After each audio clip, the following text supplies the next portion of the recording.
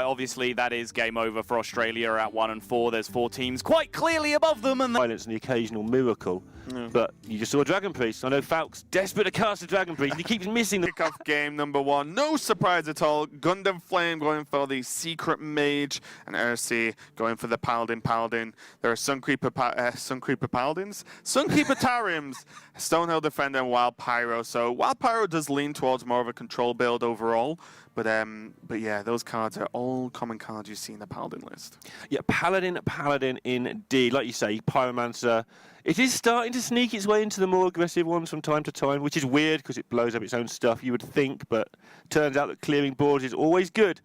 And the deck isn't aggressive enough a lot of the time anyway, so... Yeah, well, to be honest, I've seen a few matchups where if you just draw it early, you just play it as a 2-mana 3/2 and say go. You know, it's still a minion as opposed to pressing that hero power and getting a 1/1 in the end. Yeah, we saw the Philippines last week against Rogue just play turn 2 Pyromancer, turn 3 Pyromancer, and nearly get there, even against Cavern Rogue, with a control deck. Yeah. Just like you say, making those as minions. But here we have the more confirmation that it is just going to be straight-up control now with that Doomsayer and the Acolyte of Pain, all leaning towards a card advantage, slow everything down deck. Yeah, whereas Gundam Flame actually threw away a Kirin Mage, which means that these 2 secrets on the far left, the Mirror Entity and the Counterspell, which... I'm not going to say 100%, of course. We don't know deck list for this tournament, but I would imagine it's double entity, double counterspell in this list, as is most common. That means they're going to have to be played for 3 mana and not be snuck in with a minion as well. Yeah, with a Medivh's Valet in hand, you would really like to be able to sneak one of those down for cheap, just so you can get the Valet down on turn 4. But now maybe having to play that on curve even, depending exactly what the Paladin does here. Yeah, now, I wonder what the read's going to be for Team Finland here on Gundam Flame's Mage. He just played it at APAC. This is HGG, though, so it's a team format. And Babbling Book isn't really a giveaway either. You know, Babbling Book is played in Gunter Mage as well. They'll know it's not Freeze Mage. That's about as far as they're going to get here. Yeah, it's definitely not going to be Freeze Mage. You can't get an Ice Lance from the book anymore, so you can't even take that small chance. And they're just going to take their time. They've made the read that we're not going to get beaten down anytime soon. Just don't need to Doomsayer for another turn or 2. Yeah, seems reasonable to me. They also have the trick of Doomsayer into a Mirror Entity, potentially, which means that it's a guaranteed Doomsayer to actually go off and clear a board. How many Paladins do nothing on turns 1 and 2 on a regular basis? Talking of reads, I wonder if Gundam Flame here can get the idea that, you know what, I can wait. I don't need to hurry this along too badly. Yeah, I think he can. He could probably just go for Ping this turn. Arcane Intellect the turn after. There are a lot of matchups where you know from turn 1 what you were looking for from Primordial Glyph. Right.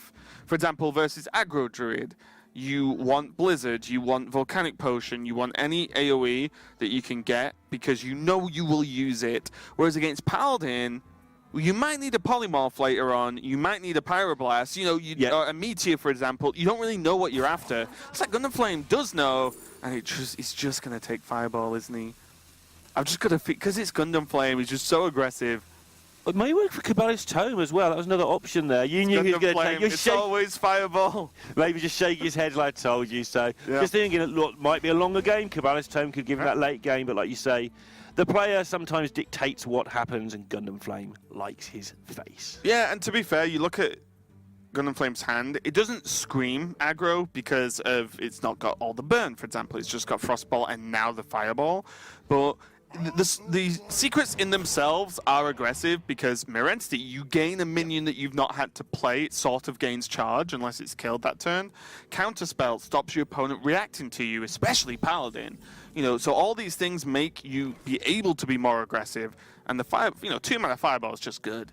Yeah, in general, you want to be able to play these secrets with a board, defend the board with those things.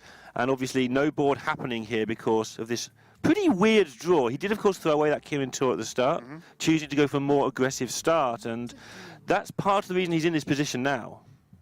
It is. With no secrets, though, Kirin Tor Mage becomes a pretty horrible card. 3-mana 4/3, sorry. Is not really what you're after most of the time. Especially when a lot of Paladins are playing the Rallying Blade at the moment, which is used to clear up a lot of these 3-health minions that currently plague the meta, so to speak. Mana Worm, Medivh's Valet, a lot of the Murlocs, you know, Valfin Inquisitor, for example. You know, well, most of the early Murlocs actually can be cleared by their weapon, so Yeah. Flame's just going to lock in this counter spell, and I do like this actually, because he wants to get the Valet off, which means counterspell is less likely to go off this early against Paladin than Mirror Entity is. Yeah, it makes a lot of sense. Obviously, you need something that sticks. That is why you sometimes see an ice block in these decks, or you see valets and ice block decks, because there's always a secret on the board. And yeah, this is likely to stick. What spells they're going to have? I mean, you can see Forbidden Healing and Consecration. They're just not going to do anything this turn. Yeah, the only thing that could come out here is a Hydrologist into a secret. Right. But that's probably okay for both players. Like, if the secret means Getaway Kodo when there are Stonehills on the board isn't something you want to bounce. So both players probably okay with that, but of course we did see that there is no spell going to be played. So the Valet is live. Every turn has been really awkward here for Japan. Like, even this turn, having to ping off the 4th health on the Stonehill just because you've got to get rid of it. It's 2 mana. It's not wasted, but it's a nuisance. It's stuff you would rather have done something else with. Did line up the mana though. This coin's still available as well to do something a little bit tricky later on. Arcane Intellect to ping again is available. But now with the Acolyte, Gundam Flame will just have a big nod as to, okay, this is just control. Yep. I have to really think about what he wants to do. This Mirror Entity is going to be tricky. And it is control, but look at this hand. Like the Tarim twice. We've got Ragnaros. This is ready to get going if the mage can't keep up with this board. I wonder if this is a Mirror Entity turn. It's one of the 2 possibles, right? The other one being turn 7. Yeah, I'm just thinking because you get it down in a position that your opponent won't want to Doomsayer it. We can see, you know, we have a slight biased knowledge that Doomsayer's in the hand, but when Acolyte's on the board, you'd be like, well, he doesn't want to insta-kill the Acolyte without, you know, getting the full value. I try and go the other way with the Mirror. I try and get it down on, say, turn 7 into their turn where they've got Ragnaros, they've got Tyrion, and just but try and slow them down. They're not going to fall for it. Yeah, but the idea is they're not going to fall for it, but they'll play it on turn 9, not turn 8. Right, and you get an extra 1 turn to maybe launch stuff at the face, because this is what you need to be doing at some point with this deck, and Gundam Flame just hasn't had that opportunity. Gundam Flame just prioritizing the kill on the Acolyte very highly, just because, again, any control deck you do not want to continue drawing cards with. It's going to be Arcane Intellect now, just to draw a couple more, and suddenly we're piecing together a lot of damage here. 2 fireballs for a total of 6 mana. It's going to be dealing 12. The Violence Paul another 5. That's 17 total without pings. Over the course of a couple of turns, though. Yeah, and look at the healing in Finland's hand here with the Forbidden Healing and the Ragnaros Light Lord. So Gundam Flame is not going to have to just do 30 damage. He's going to have to do more like 50 damage. And I mean, he's getting the equipment together to do so. It's not impossible, but it's really hard to do if you can't get that board. You need those minions to force some damage through as well. Yeah, no Mana Worm opening is a bit of a problem here for Gundam Flame, because the main issue here is you can make a big board with double Crystal Runner later on, but then it just gets cleared because Paladin is the king of just clearing boards. You know, equality into Conk, equality into Pyro, into then Doomsay if you really want to then buy an additional turn. The Sunkeeper Tarim, we can see 2 in hand as well. So there's a lot that can really negate a board presence from Gundam Flame, and it means that killing him with just spells is going to be very difficult indeed here. Yeah, and on face value, Crystal Runner seems like it plays like Thing from Below. They do very similar things, but Crystal Runner needs to come down a bit earlier than Thing from Below, because Thing from Below is usually there to protect your board, whereas Crystal Runner usually is your board and you protect it with your spells. Yeah. So quite often your Crystal Runner, if it's coming down on turn 7 or 8, has actually failed. Even if it's coming down for 2 or even 0 mana, it's usually you're too far behind to make it force through the damage, unless it's obviously in a close match, then a 5/5 is great. Yeah, the only time you can really make it work is if you like glyph into like a flame strike and then play the runners and stuff. But yeah, when you're behind like this, it's a huge problem. So obviously Gundam's eyes will be looking at this apprentice where he can get a whole bunch of spells cast in 1 turn. He'll be wanting to save that mirror, as we've said a few times, for probably turn 7 now. But that means he's got nothing to do this turn. So he does have 2 available though now, so he can go mirror this turn, mirror next turn. Yeah, and that's looks like it's what he's going to do. It means he can get the Crystal Runner down for cheap as well, and at least start trying to fight back on this board. Harrison, just a nod to how this meta is going. We're seeing Harrison in more and more decks right now. Way too many weapon classes about at the minute. Yeah, even just the fact that Gunter Mage is so popular, just trying to snipe that Atiesh from the opponent actually removes a ton of value. Now Kodo available, but not going to do much to this board. No minions at 2. Yeah, this is, again, I've mentioned this nearly every week, I think, but this is why Hearthstone at the moment is very interesting. We're seeing a lot of the best players winning tournaments because anyone can make a good play out of this hand. But if you're really good, you make really good plays out of this hand. There's so many different options. I remember when we used to cast this sort of game, you say, well, this is one option, this is the other, off you go. In these situations, there's a multitude of not just options for this turn, but planning ahead the future turns as well. Yeah, looks like Finland going to try and trade this board away. I wondered how good just playing the Protector would be. Just have the Divine Shields on there. Proc the counter spell with Forbidden Healing. Right, it didn't use any mana to do so. So if it goes off, you don't mind it healing your Tarim, but you know it's probably counterspell and you've procced it for 0 mana. Always nice. Yeah, cleared the board. Still got Sunkeeper Tarim, or one of them, in hand as well. So I can then rebuff this board if it's not cleared and continue pressuring. I feel like Valet is the pickup that Japan needed here just to have any chance of fighting this board. They still haven't done a single point of damage, Raven. It's meant to be the deck that's doing the damage. Yeah, just what you get for not getting Mana Worm, not getting Apprentice, not getting Kirin Tor off early. You just can't do much. That's what you get for drawing badly. Yeah, that's just like... But that's what happens. Like, yeah. This is... I actually just don't like this deck, to be honest. I would just play Gunter Mage every single time. But yeah, like this... You can whiff hard enough with this deck that you have a real problem, because a lot of the more mid-range control decks are very good at like the power turns from early to mid-game. Right. Whereas this is just all in on early game, but now with Pyroblast. Yeah, I mean, the damage is there to win the game. There's 32, I think it is, in hand. But how on earth are you going to get it through all this healing? Well, and obviously, Japan you've just seen Forbidden Healing, though. Well, you've seen it get true. burned. That's true. And most decks aren't playing double. Yeah, that's Then very all you've really got to think about are the odd extra bits of damage from True Silver and a Ragnaros. And with damaged minions on board, if you can assure at least one's damaged, you can say, well, you know what, that one turn Ragnaros might heal the minion, and then there's a potential 8 health opening. That's a really good point. Just set that up, and you've got the ping to be able to do that. So that's where Gundam Flame will be thinking already in terms of, if I get a decent minion from this Firelands, how can I make it do some damage? And that is definitely a way to get through the Ragnaros.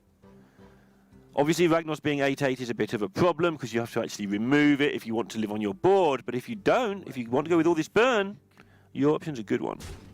Also as well, Mirror Entity is still a card that is live, so going to be trading that Valet for a 3/5 Kodo. Huh. That's 7 damage that's not going face at the end of the day. Like, they know it can be fireball pinged, but the point is, if it is fireball pinged, that's a lot of damage saved. Yeah, so Ursi was probably pretty confident that was Mirror Entity, but what this play does is make it less likely that... So he could have played Doomsayer. Right. It would have been entities. The board's clear, as opposed to giving your opponent 3/5. But what this does is it means that it's harder for Gundam Flame to develop onto this board, because if you Doomsayer, the board would just be clear, but then Gundam can play. Yes. You know, whereas now it's like, oh, I have to clear the board and develop something whilst killing this Doomsayer. That's harder. So now we see actually Gundam Flame just go for 3 to face, let the Doomsayer go off, and get some Mirror Entity down. So in response to that play from Ursi, Gundam Flame said, well, I'm going to play Entity onto then an empty board again. How many more minions realistically do you have that are going to be good to give to me? And we saw Ursi just drew one of them, the Pyromancer. Right, I was just looking at that before the pickup and thinking, they're in a bit of trouble here with this second mirror. But as it would be, they pick up the Pyromancer and they have something to give away. But it has wasted or used up a lot of this turn. Without that Pyro, though, if they played any minion, they wouldn't have been able to have been played another one. That turn. So that Pyromancer was so huge as a pickup.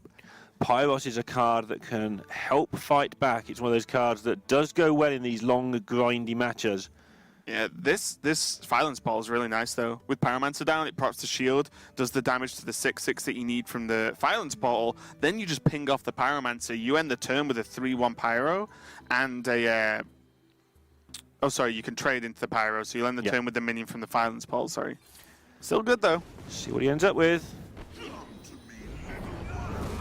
Not the best. Can't get any 1-drops out. If only that fetched 2 mana worms. Now that would be pretty good. In this game, when minions are summoned from effects, they do not normally do their battle cries, because that would just be insane. It would be rather silly, wouldn't it? Yeah, they're put into play. Of course, with this, Japan not getting the mana worms early, at some point they're going to pick them up now. And there you go. There you go. As if by magic. Scripted. Shoe on head. But yeah, now these mana worms are nowhere near as good as they would have been early in the game. They're going to be so easily dealt with. Say that. There are still potential threats, though. Mana worm is one of the few 1-drops that can sometimes be enough of a threat even late game, because this turn, it could be mana worm, ping, fireball, trade in the 1/1. And yes, the power's not there this turn. Mana worm will just be, what, you know, a 2/3? Yeah. But next turn, it could be a 4/3. You know, and at least it has the 3, so Consecration doesn't quite get through it. And with no Pyromancer in hand, of course, that means it could survive a little bit. So maybe I was understating how it was going to be here. Yeah, I think the current is more dead than the Mana Worm. Yeah. Also, bear in mind, Pyros in Gun and Flame's deck, we can see it on the board now, is going to be renewable value. If it does die, it becomes a 6-mana 6/6. Then Death rattles into a 10-mana 10/10. So Gun and Flame's Pyros is going to get some hella value in this game. The only problem with the Pyros is, of course, that Ursi can see it coming, so he can hold on to this Peacekeeper until the 6/6 or the 10/10, depending how his hand goes. Well, that's it, though. If he's forced to do it on the 6/6 and the 6/6 dies, well, you need another one for the 10/10 at that point. And this board there you go, there's the other one. Wow. This board is actually becoming a nuisance as well. Gundam Flame has managed to create a board that's going to do some damage, and Finland are going to have to pick it off bit by bit with all these 3 and 4 health minions. The Consecration's not so great.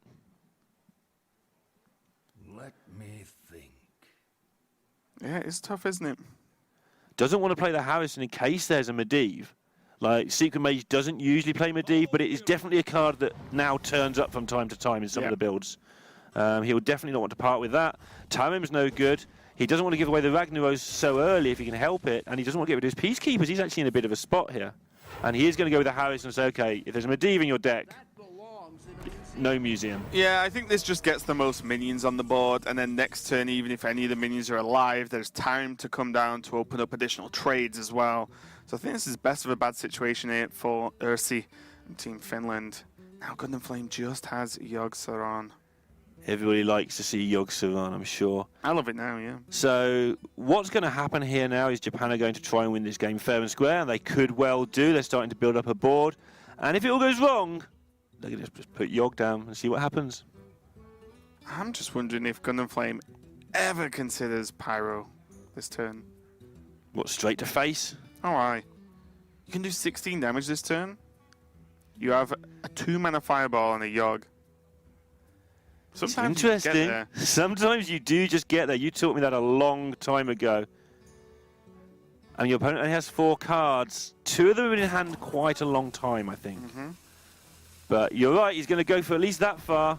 Gundam Flame knows when to turn on the heat, and Pyroblast is a card that can definitely do that. He's just setting up 2-turn lethal, and you know, here's a tip for any Hearthstone player, is if you can set up a lethal in the following turn and you are not directly just dead in response, you win more games than you lose by doing that. So Gundam Flame is going to set up this Fireball kill. We can see Ragnaros is available, so that's going to heal him back up to 14. But then there's still Fireball, which puts them back down to 8. And there's still a Yogg. And I think the Yogg was probably the clinching factor of this one. He knows he's going to lose his board with this play, and had he not got the Yogg, he may have messed around for one more turn, trying to look after his board a bit longer. But he knows that if first of all, he can just win. His opponent may have no healing. And secondly, Yogg can just win. This is awkward, though.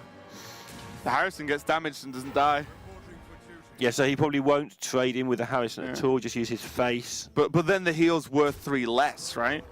Yeah. So, you know, because you can then hit with the minions the following turn anyway. So we see the dodge there with the Harrison, just going face and setting up lethal for Finland as well. So setting up his own 2-turn lethal, just like you said a minute ago, both ways.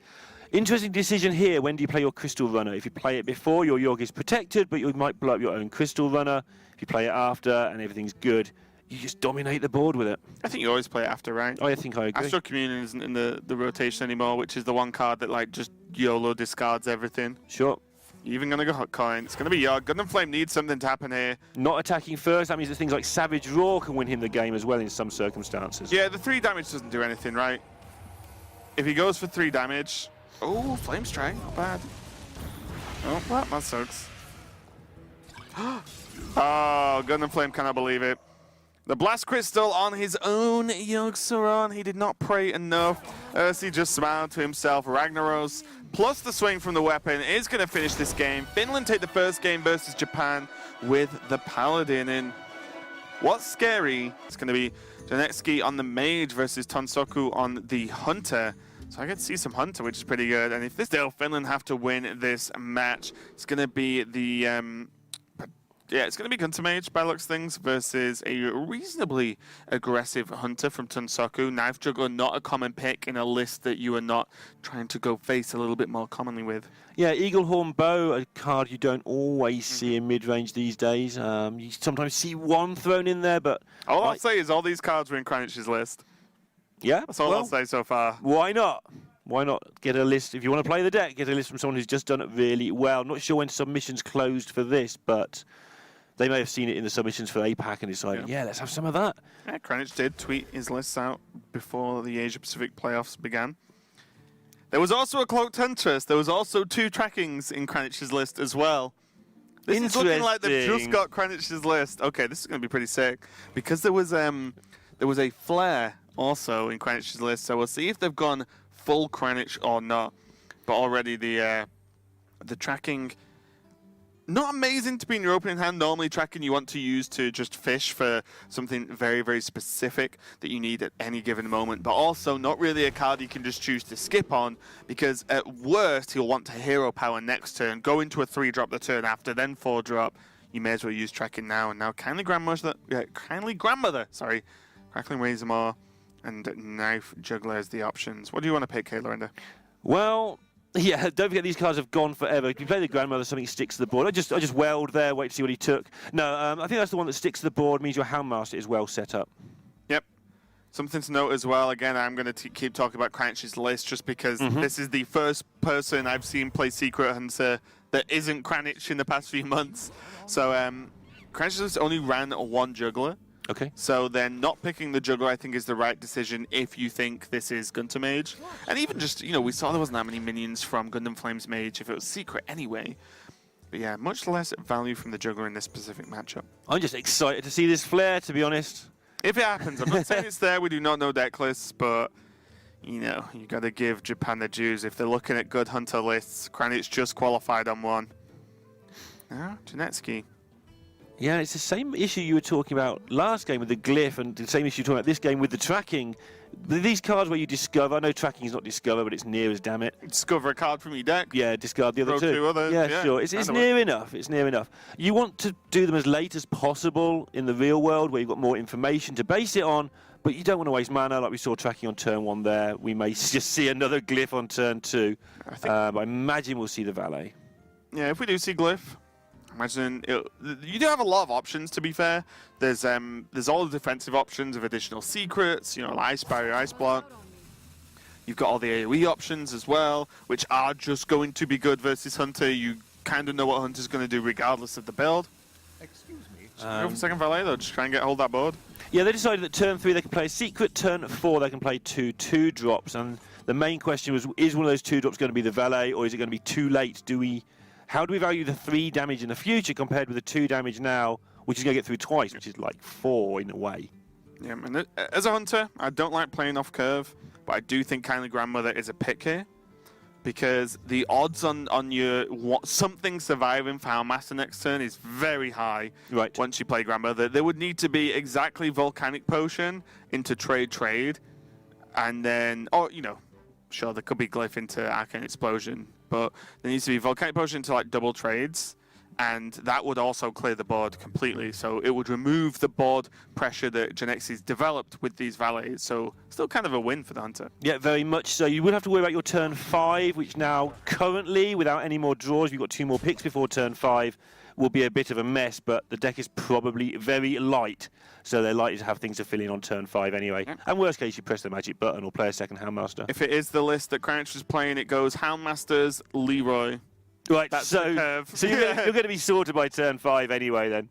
Also, as well, just bear in mind that Hunter's pretty okay with playing a 3-drop plus hero power turn 5, regardless. Yep. Like, any turn you go, oh no, I don't know. Oh, wait, 2 damage. Magic yeah, okay. button. And not the easiest thing, as you pointed out there, to deal with. And they will know that this is almost certainly a setup for a Houndmaster because they've had a tracking on the other side. There's plenty of decisions being made, and it's like, they're not just wasting mana for fun here. There's a reason for this. Yep. So it's going to be the counter spell. It's the option for Donetsky. So locks out Kill Command, locks out Animal Companion, Unleash the Hounds as well. Kill Command and Animal Companion are the options, but not this turn. Houndmaster or nothing here. And even a second Houndmaster, and it's all this flexibility now. Tonsoku knows that now this is not Mirror Entity. Yeah. Because to be fair, although it's been slow, there is no direct nod that this isn't Secret Mage. You've seen 2 Valets, which often have to be played as just 2/3s as Secret Mage, and then a Secret, so... So the concern is, what do we do if we don't trade into one of the Valets here? What damage? And doing the obvious bit first, they're just making this decision. And they decided that Finland have to trade into them anyway, or use up enough resources, and they're just going to hit the face, because this is indeed a face deck. I like it. What really punishes you, right? If ping trade happens, and then yes, the 2/3 can trade into the second part of the Grandmother. Well, that's already half the mana of the turn. Then say Frostbolt comes out on the Houndmaster, but you still have the 1/1 Grandmother left, and you have Houndmaster again. So you just set up the same board once again. We'll see what comes out from this Primordial Glyph. Counterspell Finance and Mana Bind. None of the options you really want, especially with Counterspell already live. So Finance Portal for 5 mana is an absurd card, of course, but they're going to need an absurd card. They are starting to get significantly behind in this game. And how do you even trade here? Do you ping and kill the Grandmother? Really? You're going to have to. Now they're going to Frostbolt the 4/3. Just pass. And that's going to get massacred by this second Houndmaster. Oh my goodness. So the only question now is, do we want to start hero powering? Otherwise, you just play the Houndmaster, which is almost certainly what they want to do. I think you do, I think now you've drawn the bow. I think bow into hero power is nice. You don't have to worry about what the secret is. Obviously, you might not want to use the bow this turn because you don't have a secret down of your own, so you don't really want to use the first charge on the bow if you can help it, because then you sit there doing nothing with it for the rest of the game. All right, I'm going face with it if it was me. You play an aggro deck, get them. But yeah, I do know what you mean. Obviously, you do want to actually just get repeat charges, but also bear in mind, the secrets in this list are probably Snake Trap, Explosive Trap as 2 of them, and then Cat Trick. So the Cat Trick's very likely to go off, but if you draw Explosive, it's just not going to go off. Sure. You know what I mean? Like, how long are you waiting for an Explosive Trap to go off against, the Gunter Mage list? You're going to be waiting a while, I'll tell you that for nothing. You're indeed going to be waiting for a significant amount of time, and maybe forever, in fact. Yep. Now, 3 3-mana spells in hand. Tonsoku is going to proc a counter spell with one of them. He chooses to play one. It's going to be Animal Companion. He's going to get burnt. I do like this. You actually just want Kill Command is just better than Animal Companion in the game plan that Tonsoku's going for here. Now I assume we'll see the second Companion, but Bo, if he thinks it sets up lethal, which it does, he may want to go that route instead. Yep, I'd play Bo every single time. If you do play it, you go face and you ignore all the secrets in your deck and you just start hitting some face. Yeah, you also just have Animal Companion as well as just Bow, Hero Power, Kill Command the turn after. So, you have different options based on if your board gets cleared. Yeah, that's the one worry, right, is you haven't quite got lethal next turn if you lose your board, because you won't be able to make a Beast and Kill Command and Hero Power, which is what they would need to do. I love this. Just get them. How fast is Finland realistically going to kill you? And this is the weakness and why I said Hunter versus Gunter is actually pretty strong. Because once you get them this low, Hero Power, proc a block. Hero Power, proc a block. Hero Power, kill them. Like, Mage can't really do much against that, like, unless they're already stupidly ahead. And also with this heal bot, the Corrupted Healbot on board, it means that it's very difficult to kill, but when it does die, it's going to just heal Tonsoku even further out of range of lethal anyway. Sure, yeah, the only way out would be some sort of courier mess, which doesn't get healing very often at all. And looking like Finland are going to go back to 1-1 here. Let's see if they find any way to survive one more turn. Meech are going to be used first, as the minions that come out of these grandmothers are going to be 3/2s, which will be tradable with the valets. Because it might even be that Finland have to use the Corrupted Healbot as an aggressive card here. And actually just hope it never dies. Just push for 6. Right, sure.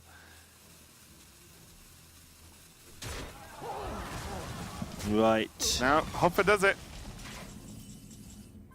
Oh, there's a flare as well. So now they can just take their time anyway. They won't want to take their time, but now it's there is 8 damage down, but you are feeling relatively safe. I think you just roll the Animal Companion. Yeah, and then do you kill command phase most of the time here? Just because you haven't got a beast in your hand? Yes, you do now.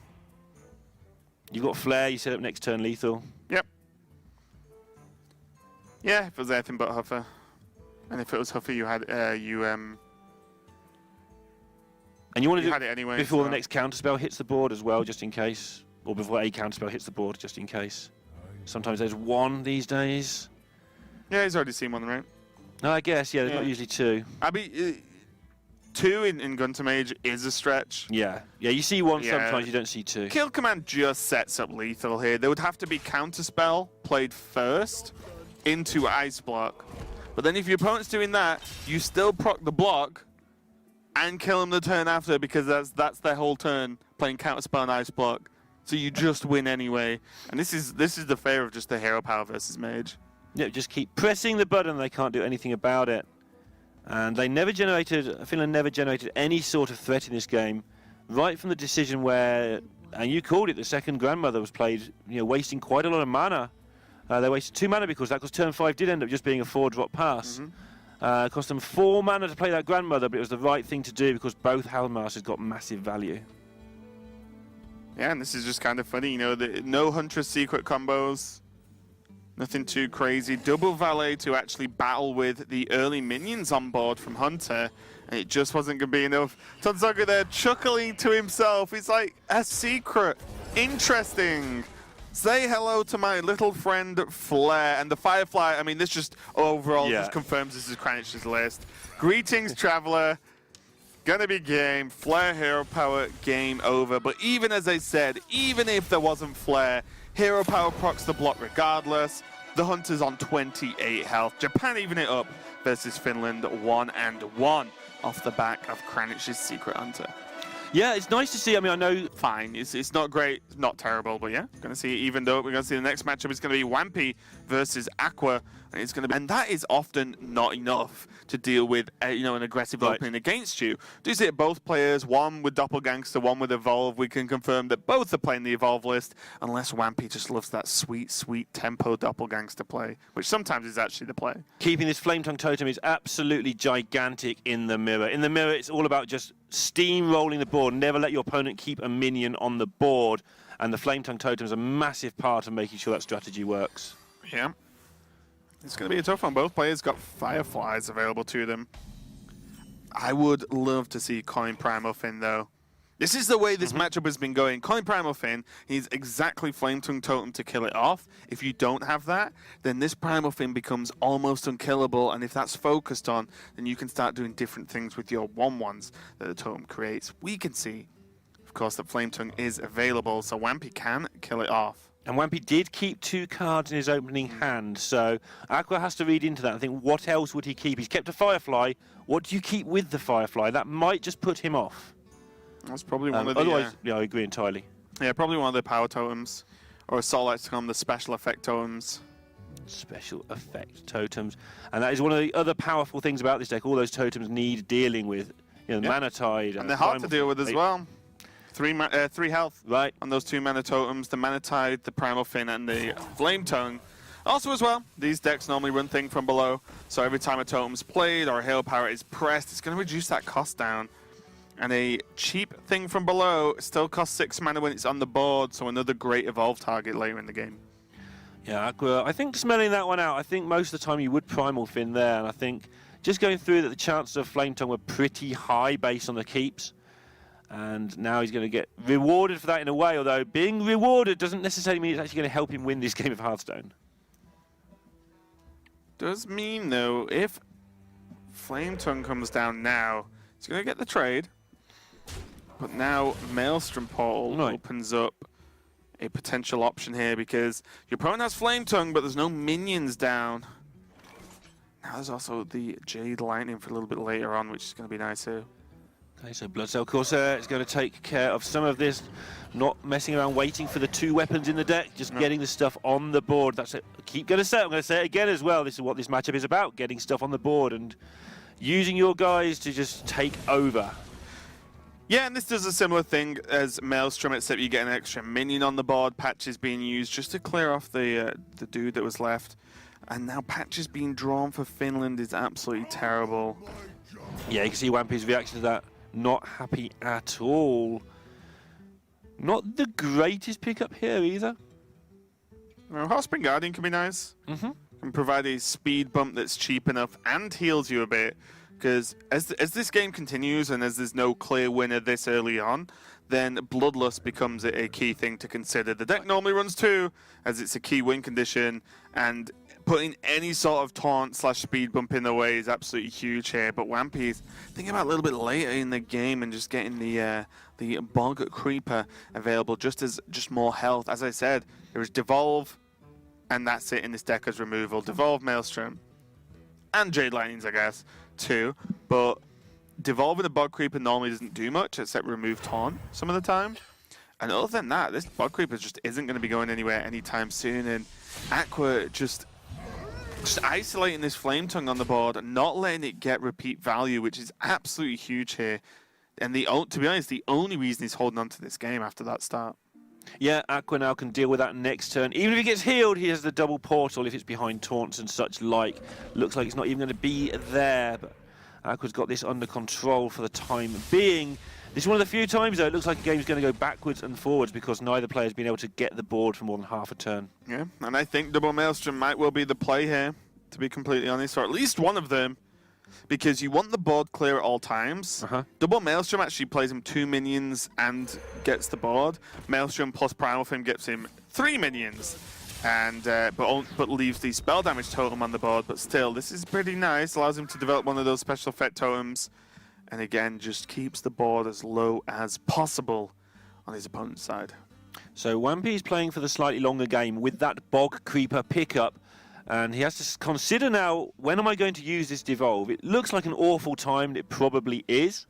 But there aren't many other times he'll get to use it, but he wants to develop more stuff, so he's going with the Jade Lightning. Yeah, one of the tricks later in the game as well is if you're edging for a Bloodlust win, you use Devolve to try and devolve away taunt minions and hope it's enough.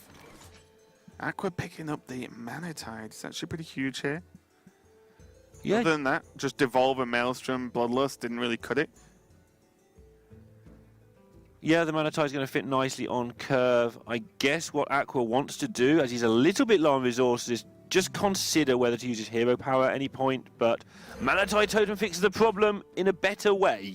Yeah, and you can clear the board. The problem is, if you hold Maelstrom, the longer you hold that card, the less powerful it's going to be. Right. Because it just doesn't do much late game, especially after Evolves come down as well.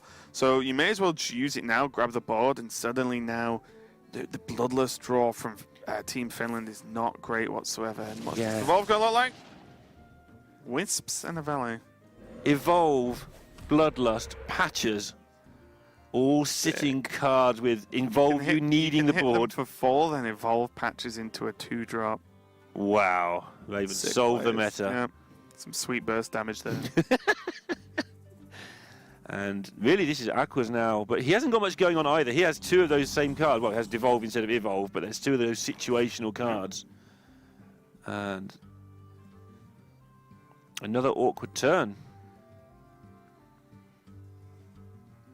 To be fair, though, Aqua's probably okay with just hero power, kill the totem, carry on with his life. Yeah. This keeps the board, which is important. He has Bloodlust.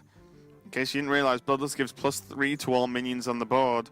+3 attack, that is. Yeah. And with 7, that's 21 damage just from one card if there's 7 minions on the board. Wow. Never mind the attack they can already do. Is that how 7/3s works? Yep. Okay. That's 21, apparently.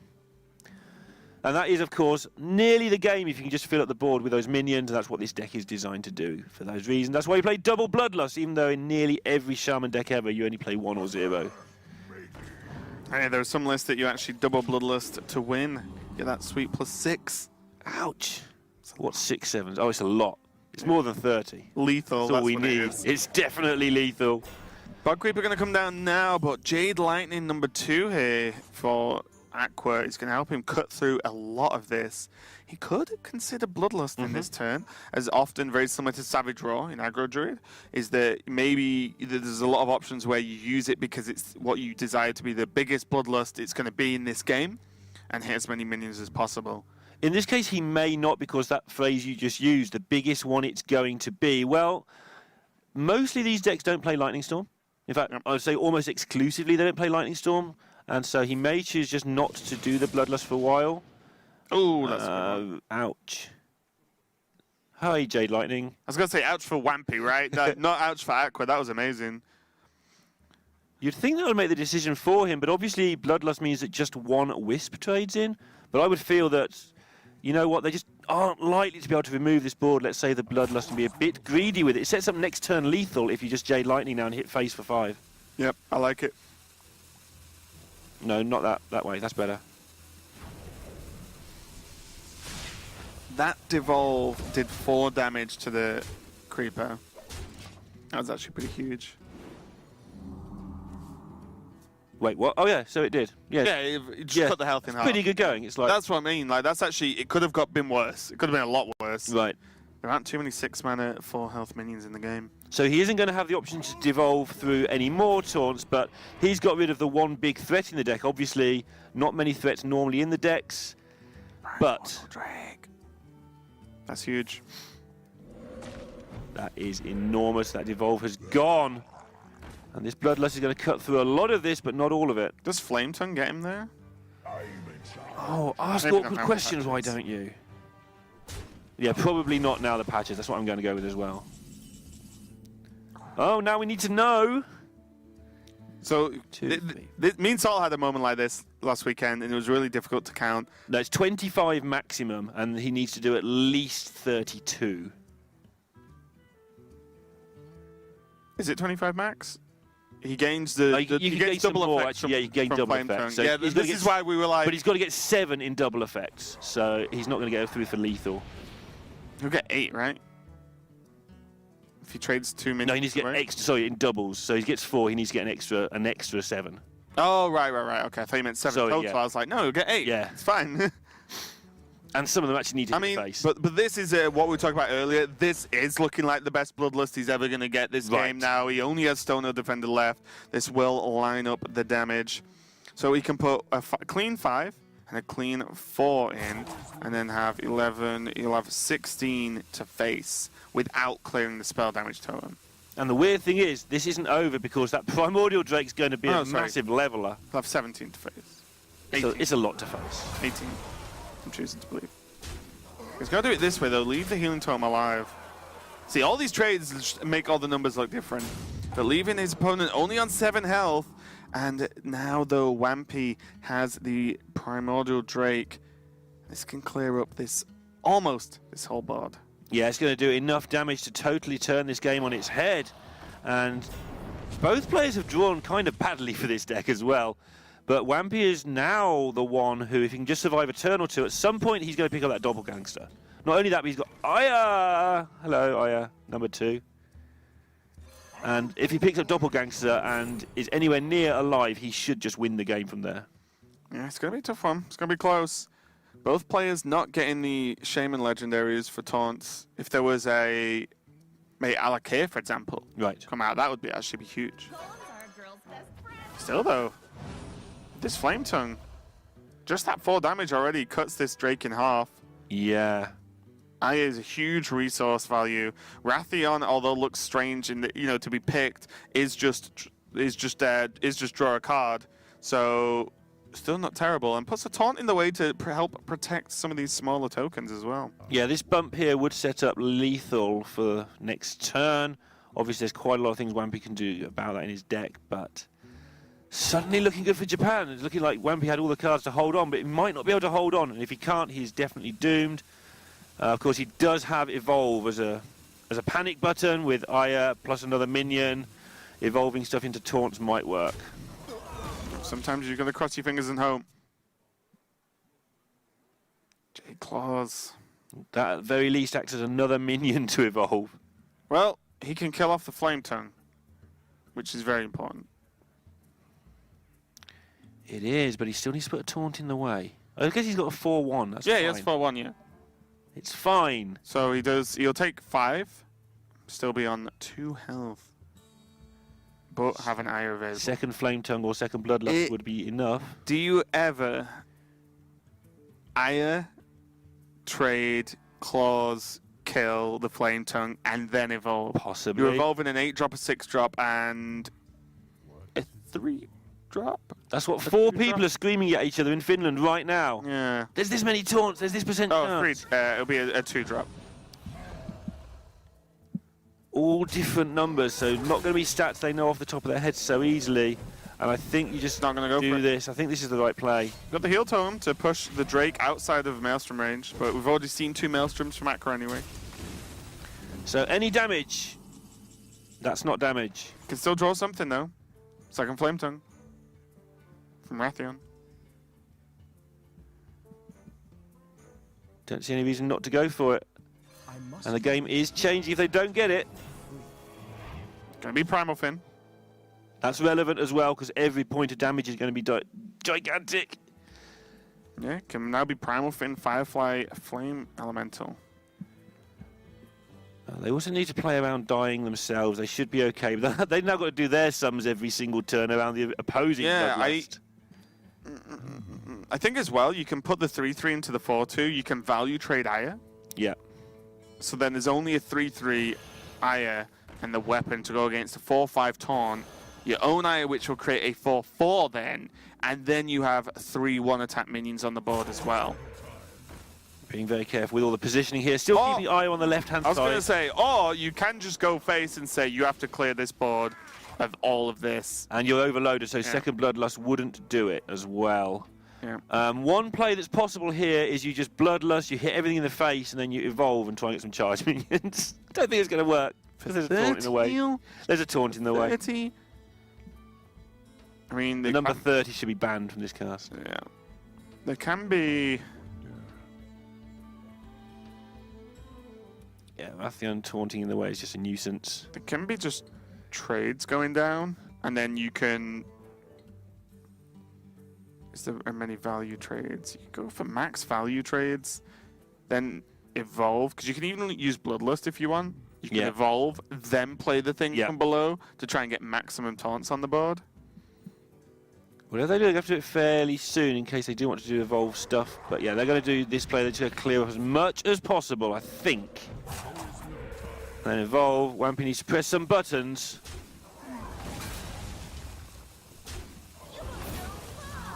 And they're resetting the game. They're going to be on 2, but the game's going to be reset. They're not even going to evolve. They're just going to be greedy with that evolve because they are out of stuff. Go down to 1. They know there's nothing that does 1 in the deck anyway. Nope. That doesn't do 2. 2-day Lanterns are gone. And this is why we've seen some players actually, mess with this list a little bit and actually include lightning bolts, for example. Right. Yeah, something like that would just make all the difference right now. And again, just a shock piece of tech when your opponent thinks they know what you're doing can make all the difference. And Finland have worked this out. And they've turned it around. They've got rewarded with a Doppelgangster, which will set up lethal a lot of the time. Any idea how much stats comes from Doppelgangster plus Evolve? 30. 30. Is my guess. Wise man my once guess, said. I mean, it's exactly correct. It's always 30 exactly. Confirmed. Okay, let's see. 12 plus a load, 22, 31. I don't even believe it. That's like 70. It's like 70. Do you trust my maths? No. No. Oh my god, I can't remember the board state. 1 second. Is that just lethal? He hasn't got the mana. Oh, he's on 7. That's the main problem. Do it anyway, right? I think you do it anyway. You have Win to, you next have to. turn. Oh God, it's an Earth Elemental on the I hadn't left. seen that. It was under all of the stuff on Yeah. the left. I've seen all the other cards.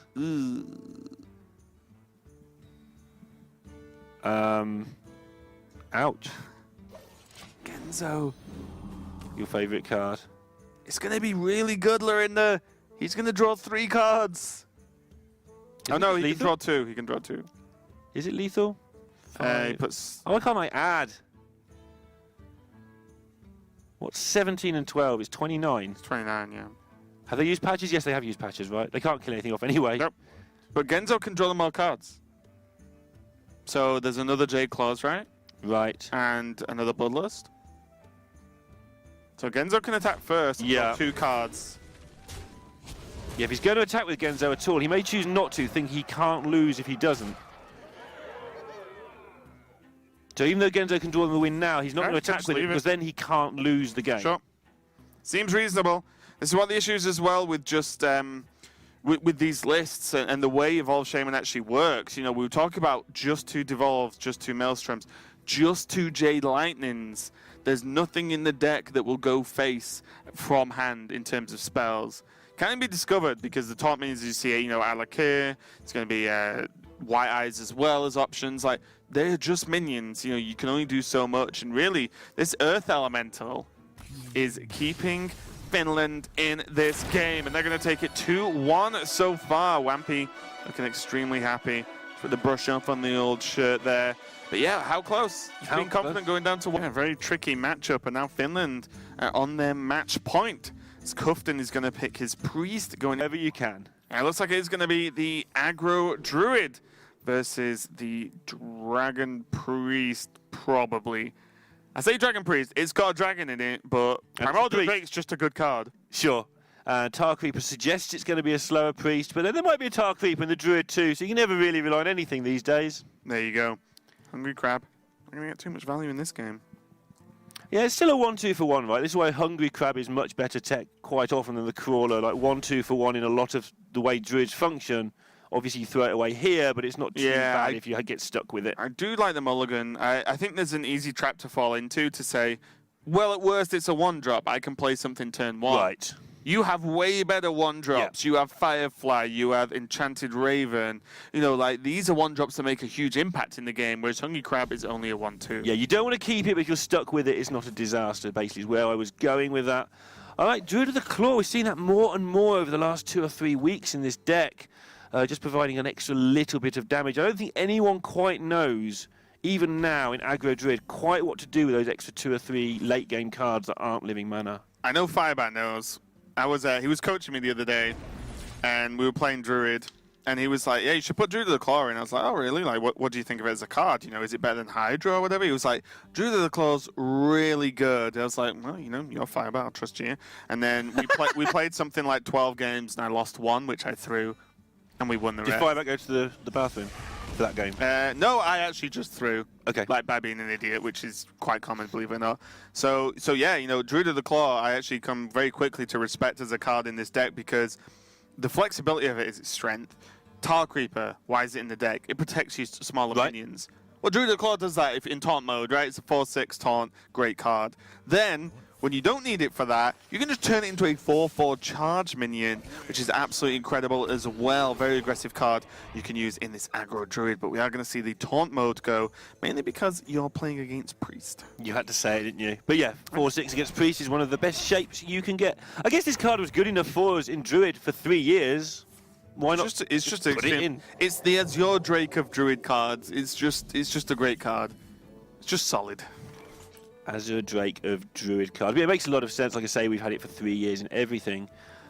Not an easy looking turn coming up now, though, with no buffs in hand and wanting to get living mana down at some point. This is just really messy for Japan. Yeah. It's a tough one.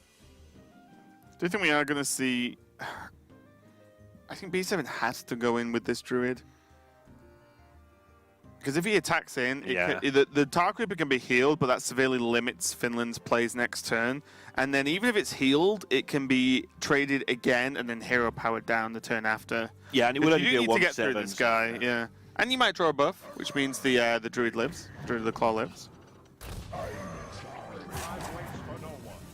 A vast matey. Said with such passion. Yep. All the passion I've got for patches. Such a sad thing to see. Patches might be filled with passion. Could be. Patches the Passionate Pirate. Sounds like your first novel.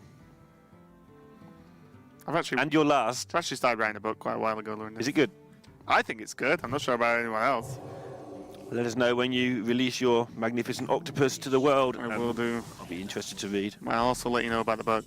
The plus health on the Tar Creeper is just creating a gigantic wall that B787 has to try and get through.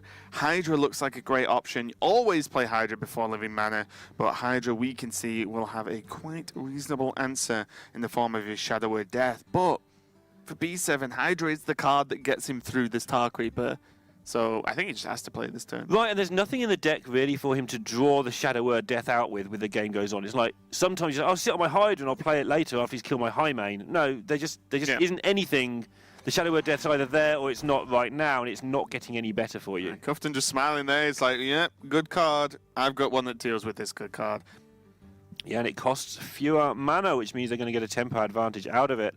And this Tar Creeper is just sitting here chilling. Yeah, with Mulch not a card anymore in Standard, even though, you know, would Aggro Druid even play Mulch? Probably not. But you've just got nothing to worry about building up a single minion. Right. It's the playstyle you do of Silence Priest against Druid. You just make one giant minion as fast as possible because they cannot kill it unless they, you know, innovate out tons of minions and Savage Roar into it, for example. Yeah, I guess if you were going to play Mulch, you'd be playing it as a win, like to kill their big thing. In which case, why aren't people playing Naturalize? That's the answer to that one. Yeah. If you feel that there's enough big taunts out there you're not winning because of it, you could just start taking in Naturalize immediately. Let's do it. Ask Firebat. You do it, let me know how it goes. Sure. I want to mess with my win rate. Nothing doing here at all for B787. He can trade away these low health minions and then play Living Mana. But the problem, Living Mana and having Innovate in hand is a great combination. Yes. But B7 suffering from just not having buffs this game. Imagine how different this game would look if there was a Mark of Yashraj or a Mark of the Lotus. Yeah, It would be anything- insane. Yep. But yeah, it's just not going to be enough. And the fact that he trades this in just gives the heal more value. And also, the Tar Creeper just doesn't die. So Yeah, if you're wondering why he didn't put in the Druid of the Claw earlier to try and get some damage, he was expecting his deck to behave better. yes, Like he's relying on drawing a Savage Roar or Mark of the Lotus like you suggested. It's not a mistake to not attack with it because of that. He just was playing to his outs and there were many of them and they just haven't turned up for him. Yeah, he did have the option to just get through this in 2 turns, in fact. Oh, wow. Oops.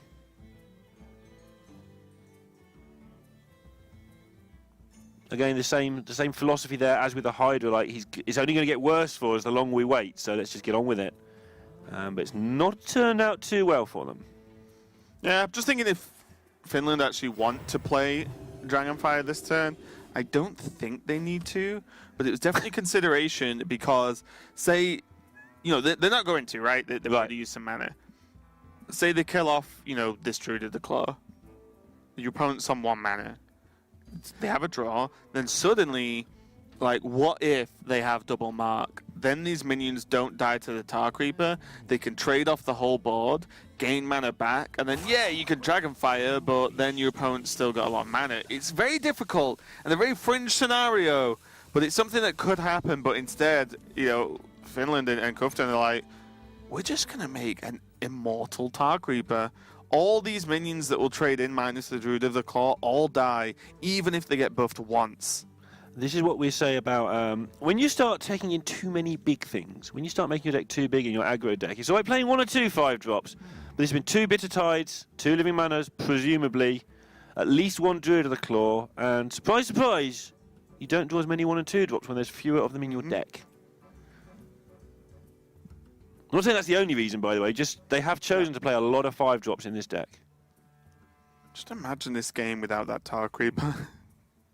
Yeah, there wouldn't be a game and without all this of these buffs. It would have been over a long time ago.